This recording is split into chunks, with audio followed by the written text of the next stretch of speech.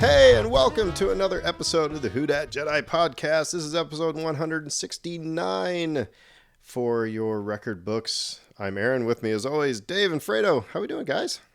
Doing well. Doing okay. So, hope you had a great long weekend. I went to the Kansas City Irish Fest. It was nice to get to Kansas City, home of Boulevard Beer. But listen, good Irish music. See some friends I haven't seen for a while, so it was cool. It's good to get out of town. Anybody else do anything kind of fun? Yeah, I actually got out of town myself. I went to see my two brothers who live in the Houston area. Yeah, I Got to didn't hang out know with that, them. and I saw you send a picture. Like you had a picture of you and a cat, and I was like, "Fredo, get a cat." Yeah, no, that was my brother's two kittens that he rescued down in South Texas, and they're adorable. They love me, and then, but they don't love me as much as his corgi, who literally from the moment I got there was just right at my side and would not leave. So Well, don't tell Sophie and Luna. I know. But no, it was a good weekend.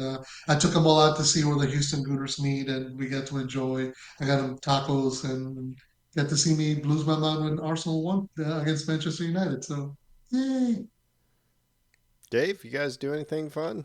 Oh no, it was all like chores. But like we needed to get caught up on a bunch of Labor stuff. Day is to stay away from laboring. But Yeah, we didn't really follow that advice. There was all this yard work, and then the heavens opened up on Monday. I don't know if you guys were back for that, and it was just pouring all day. And we were really glad we did all seems this like all the gardening rain and that we've yard missed work. out on this summer was like all in a couple days. Yeah, So. like we You were in know, drought forever, and then finally it all came in one day. yeah, it chased me all the way from Texas back here. It was hilarious. Like I'd be on a Atchafalaya River Bridge, and it'd be pouring buckets, and I'm just like, okay, just don't nobody be an idiot. Of course, there's always this one guy in a big truck that Mm. thinks he can go. Hey, I'm 4x4. I can go fast in the rain. And I'm like, yeah, but nobody else can. And if you're rearing somebody, but anyway, that was Monday was a fun drive back in the rain. White knuckled. Very much so. Well, all right. Well, we're going to be talking about just Ahsoka tonight, episode 3 of Ahsoka. But before we do that, got to do a little bit of trivia here to get us into the Star Wars mood. Now that we've talked about all things not Star Wars. Oh, for the Lord's sake! All right. Rock, paper, scissors over who gets this softball. All right. Well, Dave, I'm going to give it to you because I think you got hosed last week, maybe. Last week. Anyway, who tells Luke Skywalker your skills are complete? you, I, I have to hand it to you for not delivering it in a manner that Darth Vader would have delivered it. Yeah, that is. Yeah. It was Darth Vader. Indeed, you're as powerful as the emperors were seen. Um. All right. Well, let's see here. Okay, so Fredo, to you, who Mhm. strongly suggests to his entertainers in Huttese, do that again. I think that might be an even softer softball than the one Dave got. That would be This is the guy that's hanging out on the corner of Bourbon and Royal, you know. very much so. So I would go with Jabba the Hutt. Jabba the Hutt it is. In the In original. reference to our favorite piece of music in all of the Star Wars canon. Yeah.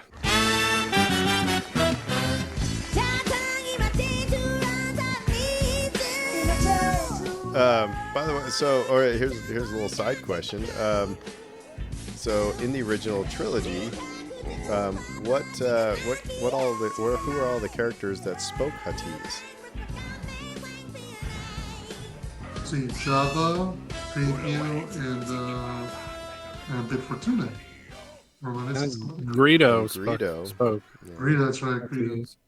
So really, it's pretty easy to narrow it down when they say spoke in Huttese. But anyway, all right. I digress. All right, to me, who does Han tell to hurry up lest he become a permanent resident on the crumbling Hoth base? Man, this is like, are you smarter than a fifth grader for Star Wars tonight? That was C-3PO he was talking to. All right, well, Typical. we're going to forego news because there's really not any news to talk about so to speak. And I mean, I just got to tell you guys, I don't know how you're feeling, but each episode of Ahsoka has like not let me down.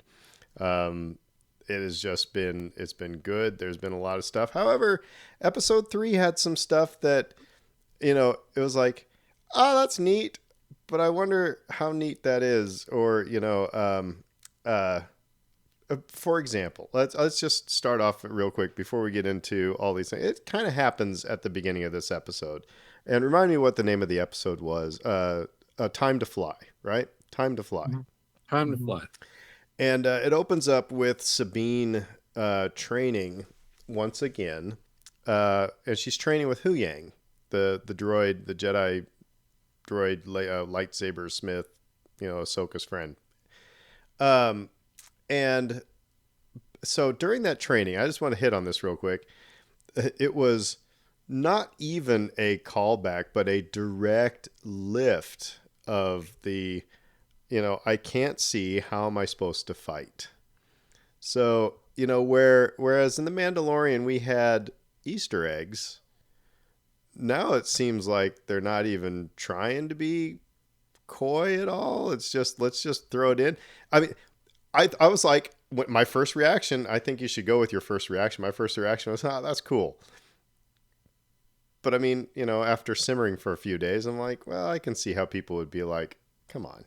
I don't know. What do you guys think? First of all, let's just talk about Sabine's training, that whole sequence, but do address the A New Hope callbacks, because it was the putting the blast, a helmet on with a face mask, and I mean, it's easy to explain that, but go ahead, Dave.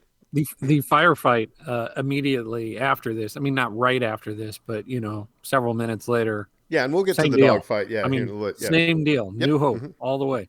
But what I liked about this was that it was a slightly different spin. It was a little more martial arts esque.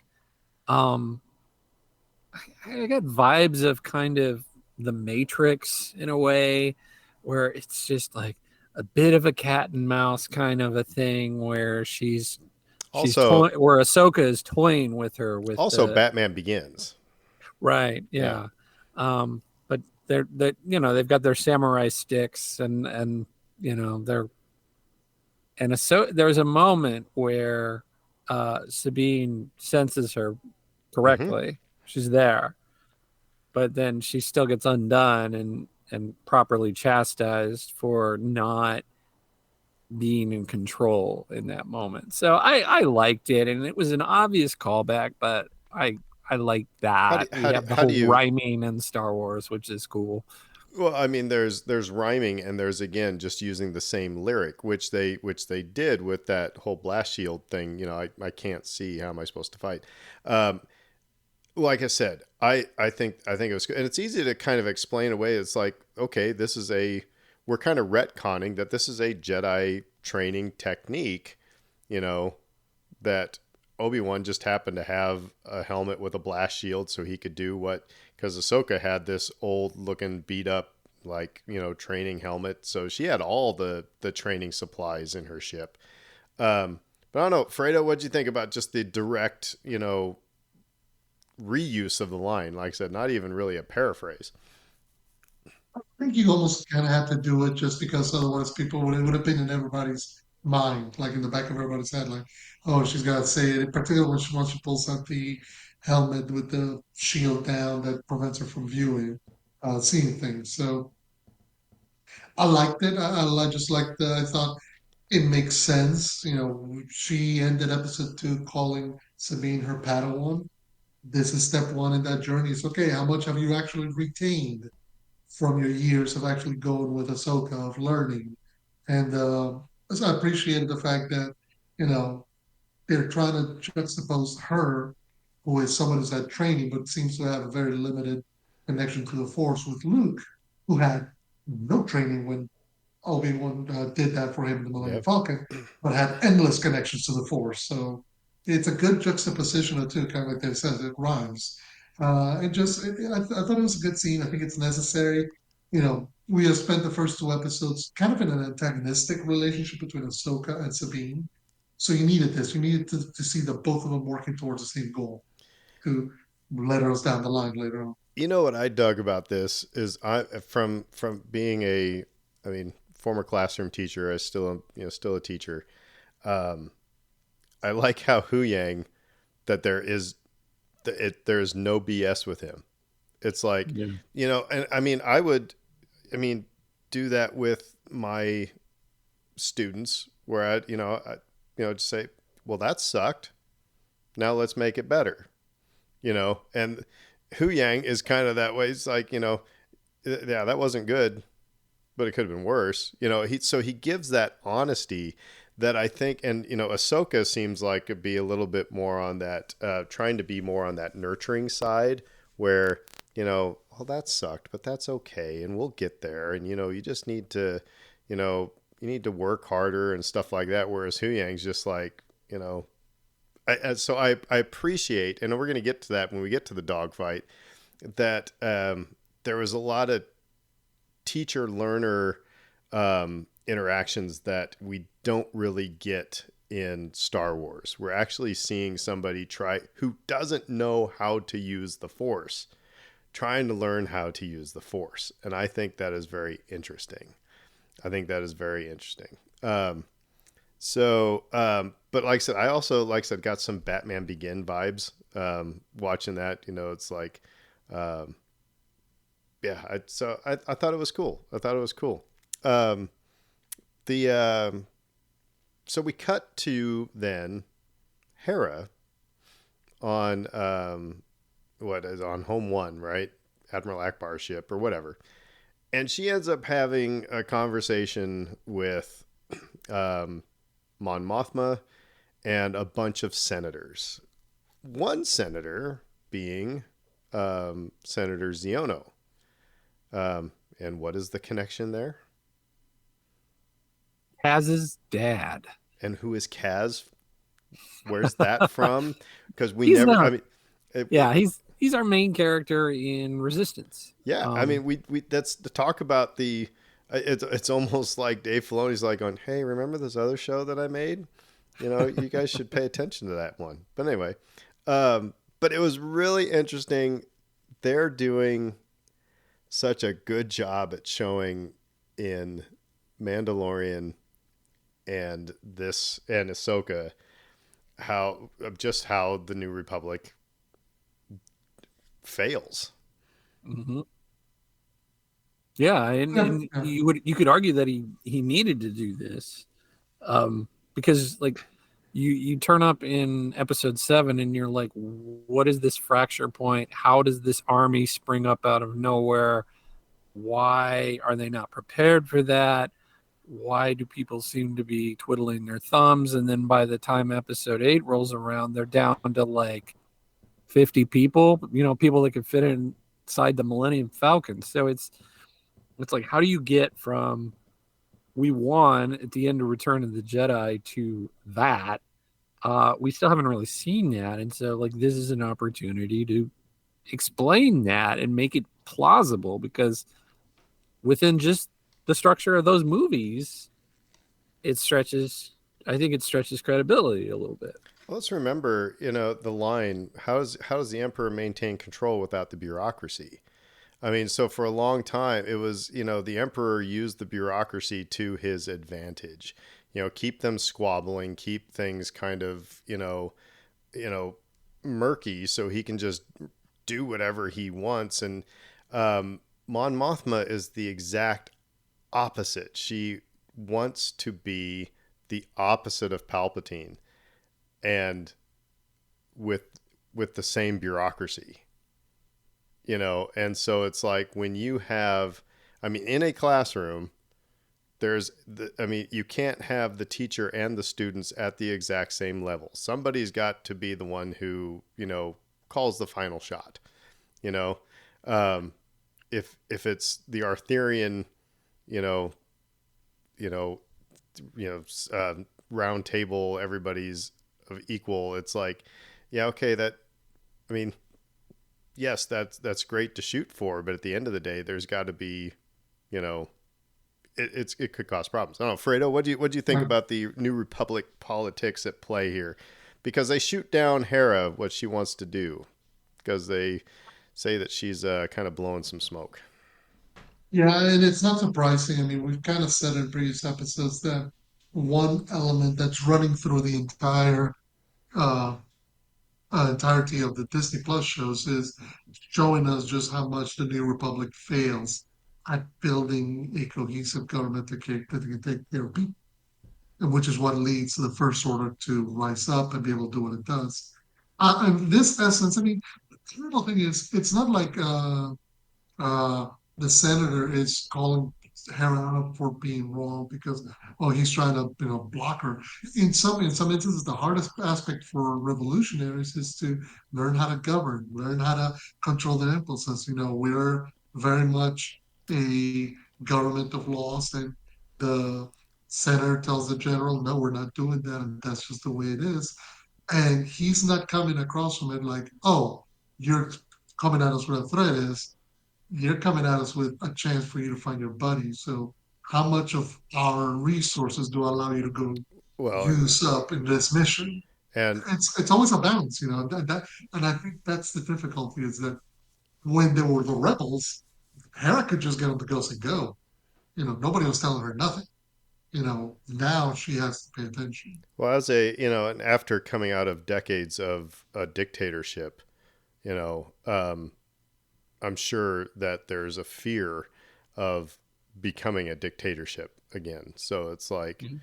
yeah, I mean, you're gonna totally pump the brakes a lot of stuff. But we saw in the previous episode, you have imperial, former imperials still Yes, working within the system. Mhm. And so, I mean, so even though the New Republic failed, I don't know if they were set up to succeed.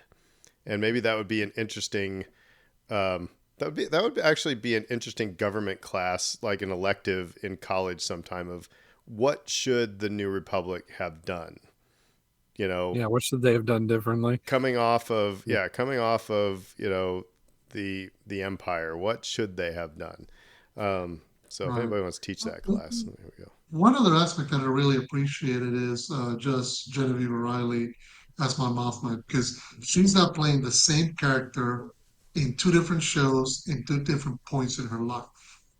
And it's interesting that whereas Herman Mothma in Andor was very much guarded, was very much, you know, had an eye in the back of her head, in this instance, she's much more motherly or much more uh, patient. So it's interesting. She It makes you seems wonder. Okay, deflated to me, actually. I mean, hmm she seems like she realizes yeah, that she has lost all sorts of, like, I don't want to say power, but you know, yeah, she she's realizes it lost ain't she's working. lost a good sense of the direction that being a leader in the rebellion and fighting the empire did, which is common. It's common. I mean, they had one big bad that they had to top of the emperor. Job done. Now what do we do? And it's not so easy to then come up with a plan to get everybody together because not everybody has the same goals and ideas after you do that.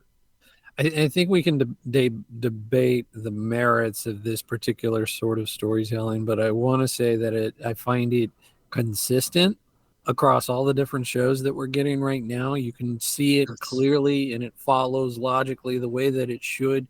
Oh, here's an example over here. Oh, here's another example, and so And why would that be? Let's just talk about let's get the well, 50,000, 35,000 feet look at it. But why would that be? Why is this working better than the sequel well, trilogy?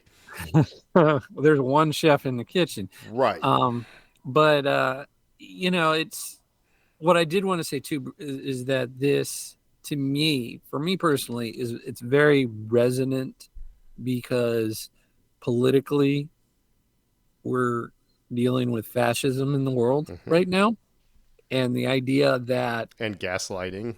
and Yeah. there's this push pull with fascism. How tolerant are you? And how tolerant do you need to be, and um, how much should we stand on our graces and decorum and those sorts of things. when you're dealing with a party that is completely intolerant. Yeah, actually, that brings up an interesting point because Mon Mothma and a lot of those senators were people who were members of the old republic. So are they trying to bring all those old troubles and old issues, and that's what ruins them? Or is it that they can't adapt to the new reality post Empire? It's an interesting debate and different question because, on the one hand you go like, well, who else could manage a galaxy-sized republic? But on the other, okay, are you doing enough to make sure that this doesn't happen again? So I like how we've talked about doing the summer reading. We talked about resistance earlier. I like how you have Ziono in there, but you don't have to have seen resistance to. I mean, you understand where he is now. However, knowing where he's at in resistance, you know, that adds a little bit of an element. So while no, you don't have to do the summer reading, I will tell you, kids, watch these things because it does enhance the experience. So before we, Case in point, we had another cameo here, which was Sarah's son. oh yeah, no, he's well, the Lego set told us he was going to be in it. I mean, that was not. I mean, I expected it, right? I figured, like you said, the Lego set. It wasn't a spoiler per se, but that moment like hit me like a ton of bricks, and it was an emotional moment seeing him on camera. Yeah, kids. Jason Hera's son is the son of Kanan, who was the Jedi in Rebels. Um, and the fact that he says, I want to be a Jedi too. That was kind of cool. And then that makes so that's what I wanted to. That's what I want to. I'm calling an audible here, real before we get into the dogfight stuff, because now we have seen Hera and Sabine and Ahsoka in 3 episodes now, up to this, 2.25 episodes now to this point. How are you feeling, especially about the Hera character after this interaction? Because I will say, because we had our problems with the way she's being portrayed, or the way she's the acting. We couldn't quite figure out, but Hera didn't quite click. Whereas Sabine and Ahsoka really did. After this interaction and up through her talking with Jason, I feel a lot better about the portrayal of Hera. Same. And I had the biggest problem maybe with her performance in the first 2 parts, and I feel much better after this episode in particular. I feel, and to me, it was the line, "Did you serve in the war, Senator?" So you just sat back and see who won, and I was just like, that was Hera. That's when she grabbed me, mm-hmm. And then her emotional reaction to them saying, no, basically. Again, that was Hera. I think it was because up until then is like we got 2 episodes of kind of an emotionless Hera. Just it was a Twi'lek there. That was it. I don't know. Fredo? No, yeah, I think I had the fewest issues of all the three of us with Mary Elizabeth Winstead's portrayal of Hera, and this just felt like a natural continuation of that performance. You can see the multiple sides of her, the general, the leader who's goal oriented, and you see the mom the next moment who's taking care of her kids and no, Jason and Chopper. So it's a good continuation, a good juxtaposition because it's different than what we're getting from Sabine, and it's different than what we're getting from Ahsoka. Even though Ahsoka's and Sabine's relation can almost be mother's daughter kind of dynamic, it's not the same way that Harris is. So I love the fact that we're getting different presentations of these relationships, and I think she's doing well. So we then go back to Ahsoka's ship, and where there's a little bit of like kind of a well, what is it, a debriefing, I suppose, and Mm-hmm. um, Sabine is frustrated, and Ahsoka saying you need to like use the Force, and Sabine says the thing that everybody wants to say is like, how, because that's the whole thing is like you just feel the Force flow through you. I've always, as a watcher of these movies, go, what does that mean? And it's just like I think Jedi take their skills for granted, and it's just like, oh, you should feel the Force flowing through you. It's like, so I loved it when Sabine tries to move the cup Mm-hmm. and We've all done it. she opens her eye to see if it's moving. It's so she's dealing with a belief. I don't think she quite. I think she knows that it's real, but she doesn't quite has given her total faith into it. But I like, Ahsoka said that yes, natural ability has a big part in it, but focus and training. And I will, as a music teacher, I will tell you 100%. I've seen kids like pick up instruments and they just play them. And my brother is kind of like this, where he can just pick up an instrument and figure it out without instruction. But then there are kids who couldn't, read a note or have anything, and then they bust their butt and they become, they get into honor bands, they go on to teach music themselves, they're performing. So, I think that was a valuable skill, especially for kids to hear, or a last lesson for them to hear is that, yeah, there's natural ability, but work and focus. Well, and particularly when you get to the point of maximizing your talents, because one of the things we Yan keep saying is that if Sabine had been born at the time when the Jedi were around, they wouldn't have selected her. They wouldn't have brought her to the temple. She never would have been a youngling. But I also think one of the interesting aspects that Ahsoka kind of touches upon is her Mandalorian heritage. There's something else within her that makes her not only her, but may prevent her from accessing that or giving herself over to that. So it's an interesting juxtaposition because you're right. Some people just naturally fall into it, and some people can pick up a pen and pad and just draw you the most beautiful thing, and then there's people like me who couldn't draw a stick figure to save my life. So I thought like one of the interesting, and I don't know if we want to get into this, but like my brain like wanders off into a long time ago in a galaxy far, far away, and that's how my brain explained the Force, for literal decades now. Um, they just have that ability over there. It's a different place, it's a different time. Don't think about it too hard. The idea that they're trying to get to another galaxy, like something there, like there is there going to be something to that? I don't know, but would that affect force ability? I can't help wondering that.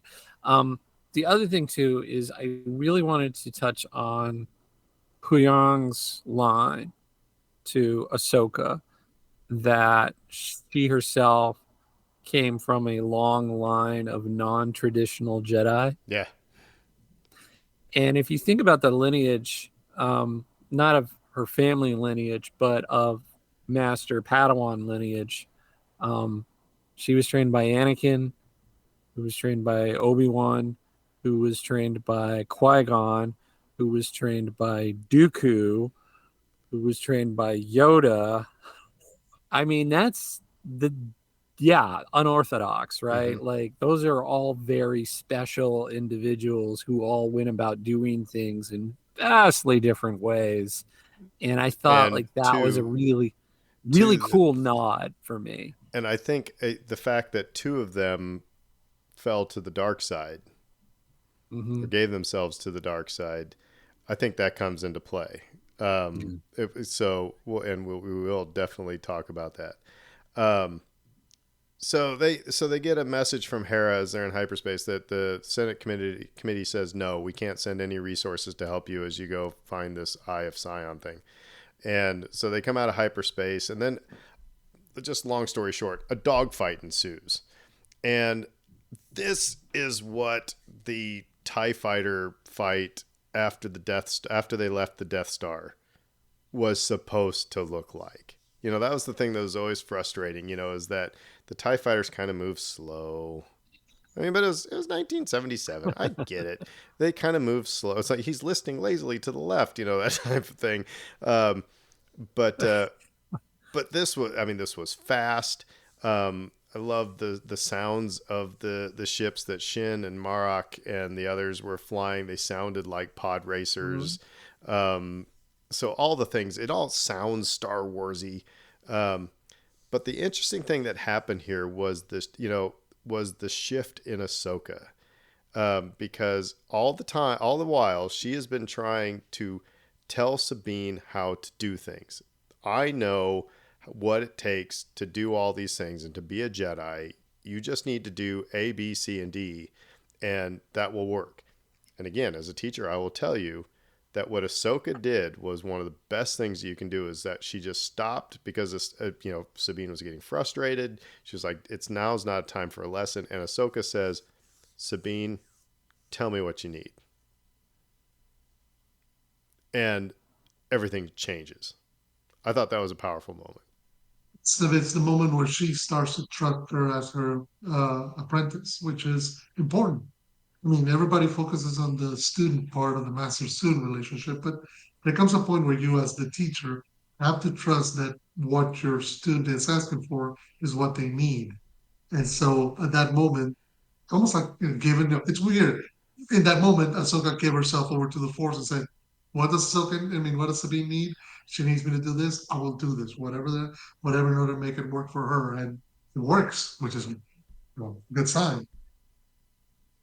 Yeah, and again, the droid is like cuts to the heart of the matter. And he's like, if we don't want to die, now is the time to like get over the lesson part of things and just deal in reality. And in that, Ahsoka learned how to be a better master. And I think she took a really powerful lesson out of that. So yeah, I mean, it's about, and like I know I said earlier, there's got to be somebody who's kind of calling the shots eventually. But I mean, you do have to know when to relinquish that control.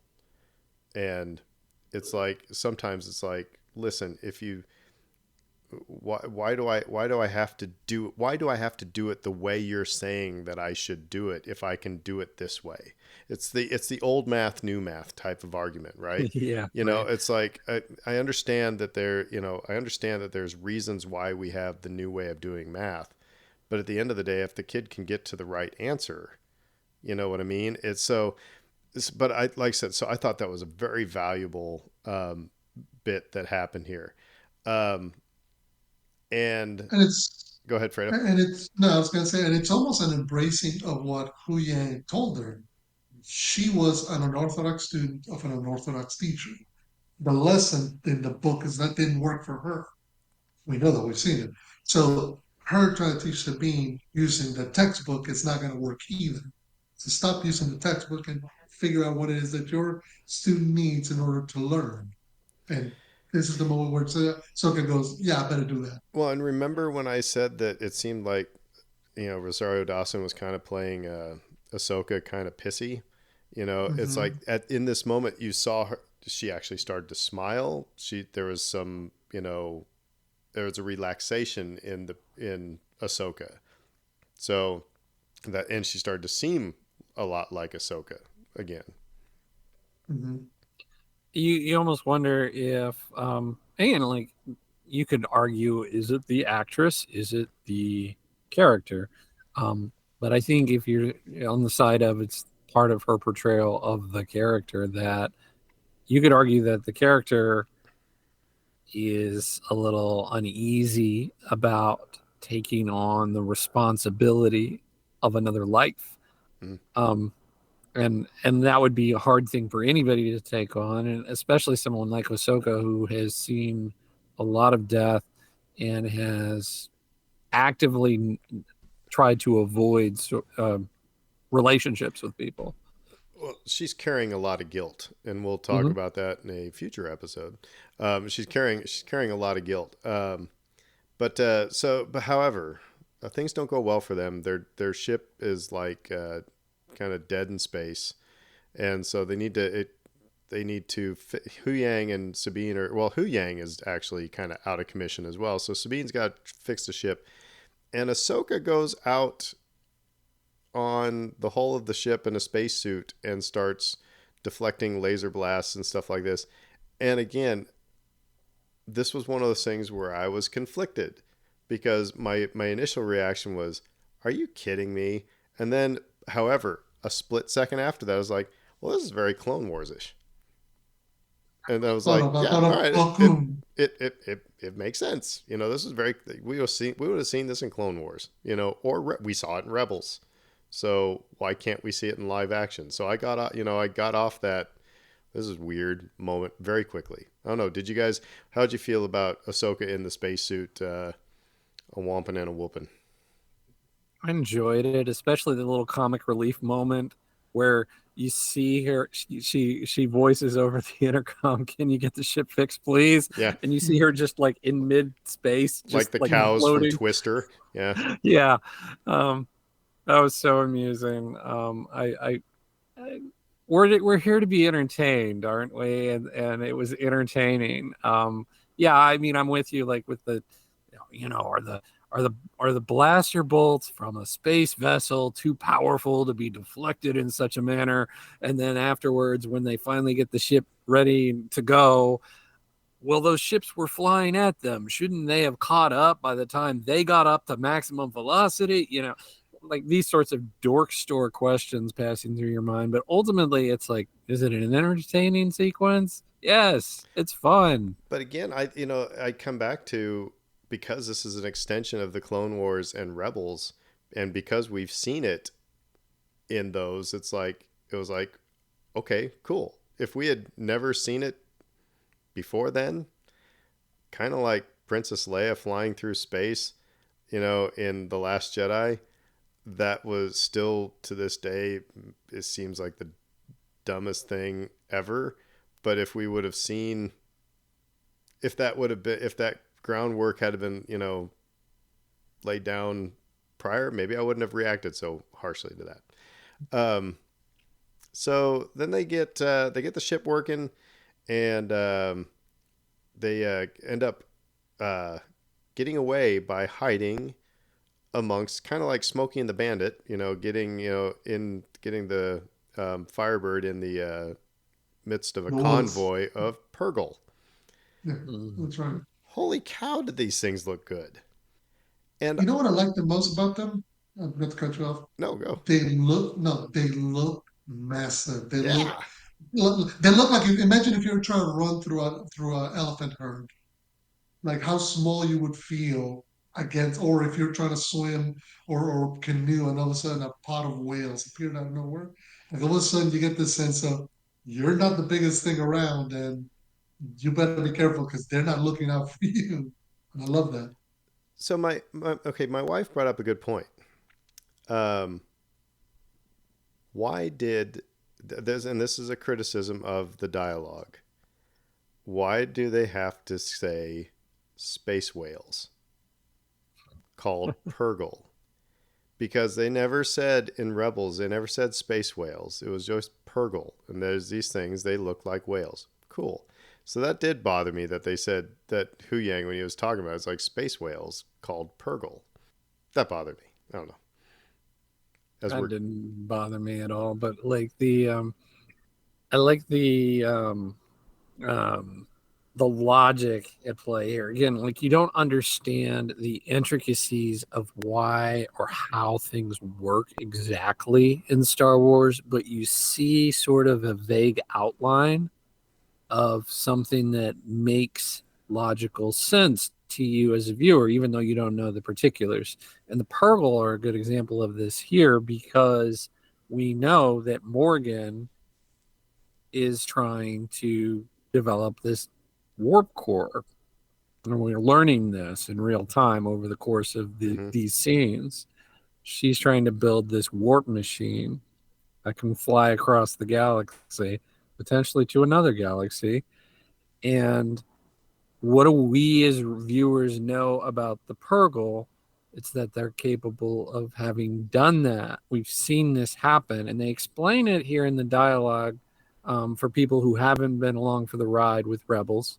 But yes, it follows that Morgan would be near these creatures to study them and learn from them and learn how they do what they do. Well, and it's an obvious jump point.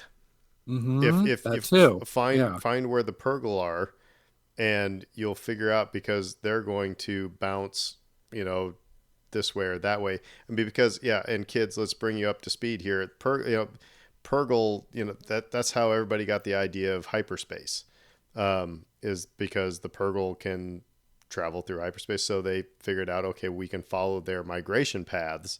And apparently it was like, I'm learning all this stuff, that apparently it was like the original hyperspace people who traveled by hyperspace were actually using the Force to guide them through these paths. And then they figured out computers to, Navi computers to figure out the coordinates so that you don't, like Han says, bounce into a supernova or, whatever.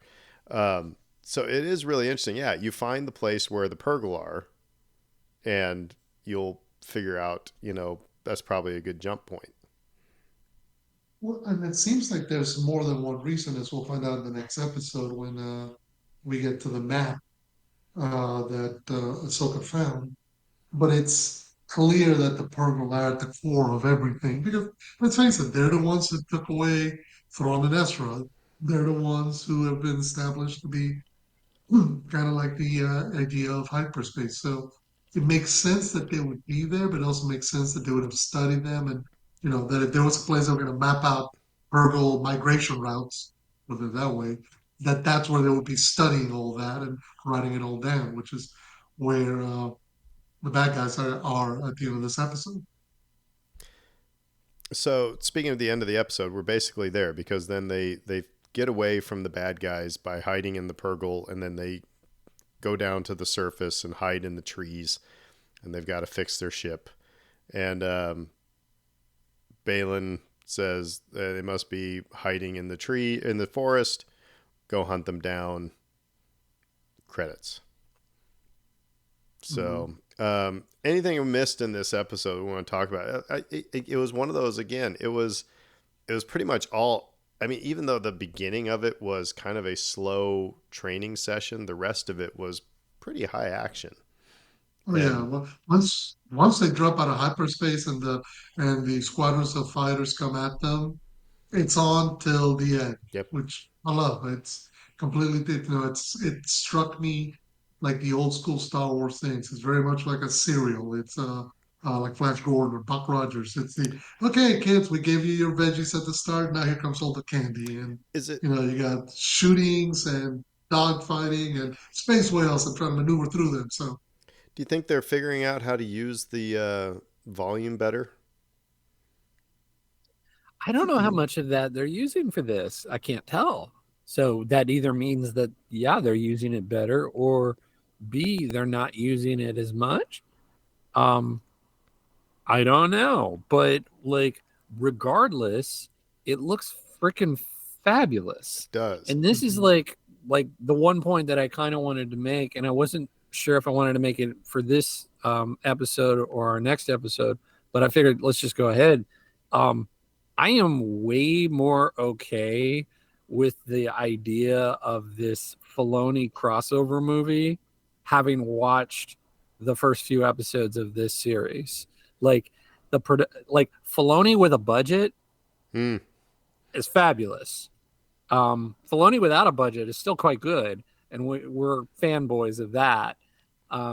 But So they obviously put money into it's this. interesting that you brought that up. I'm gonna jump in and on your argument here, because the thing that I cannot believe is that we're 3 episodes in and we have not seen Zeb.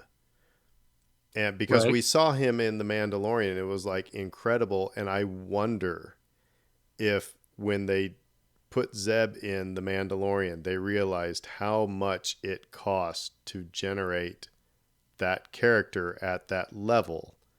So it's like we can only either Zeb's not going to be in this, which I don't think that's the case. I think he's going to show up sometime in the next, episodes.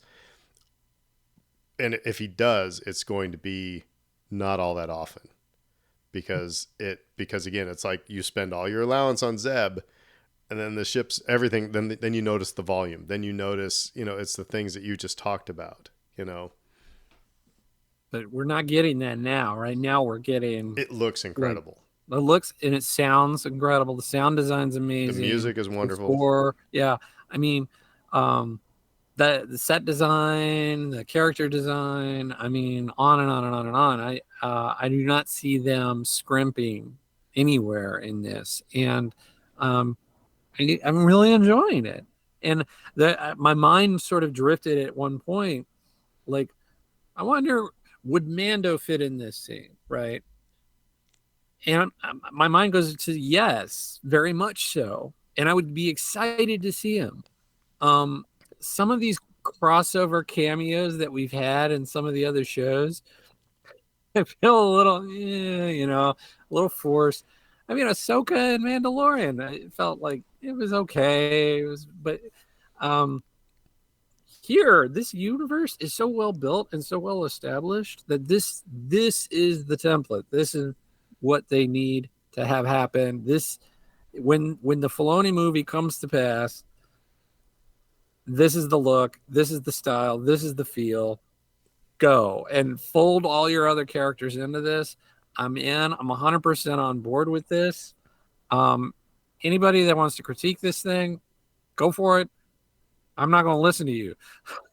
I mean, it's good Star Wars. It's really good. It's tough to find something to gripe about. That's when I said, I said I didn't like that they said space whales. Let's face it, that is like, that's chicken scratch. I mean, and so I mean, but however, if I'm sure, no, because I've watched every episode like 3 times, and I enjoy it so much each time, and nothing makes me go, oh, I bet they wish they had that back.